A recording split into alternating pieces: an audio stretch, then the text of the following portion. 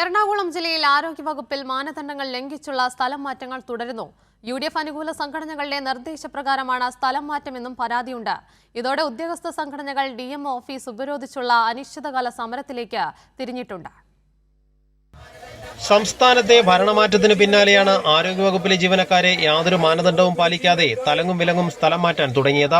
ആരോഗ്യവകുപ്പിൽ 40ഓളം ക്ലർക്കുമാരെയും 68 staff നഴ്സുമാരിൽ 38 പേരെയും ഒരു ഡ്രൈവറെയും എല്ലാ മാനദണ്ഡങ്ങൾക്കും വിരുദ്ധമായാണ് കരട് സ്ഥലം മാറ്റ ഉത്തരവിറക്കിയത്. പൊതുസ്ഥലം മാറ്റത്തിന്റെ ഭാഗമായി ജീവനക്കാർ നൽകുന്ന ഓപ്ഷനുകൾ ഒന്നും തന്നെ പരിഗണിച്ചില്ല.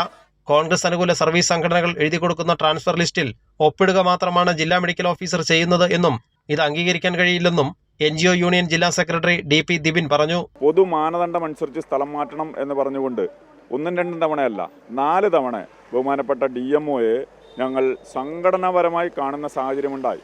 സ്ഥലം മാറ്റിക്കോളൂ, പക്ഷേ മാനദണ്ഡത്തിനനുസരിച്ച് സ്ഥലം മാറ്റണം.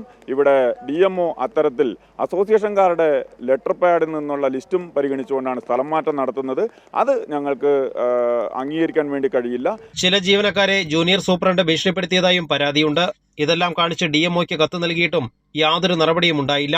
തുടർന്നാണ് NGO യൂണിയൻ, KGOA, KGNA എന്നീ സർവീസ് സംഘടനകൾ ചേർന്ന എറണാകുളം DMO ഓഫീസിന് മുന്നിൽ അനിശ്ചിതകാല ഉപരോധ സമരം ആരംഭിച്ചത്. മാനദണ്ഡങ്ങൾ പാലിച്ച് സ്ഥലം മാറ്റം നടത്തുന്നതുവരെ സമരം തുടരുമെന്നും നേതാക്കൾ പറഞ്ഞു. കൈരളി ന്യൂസ്, കൊച്ചി.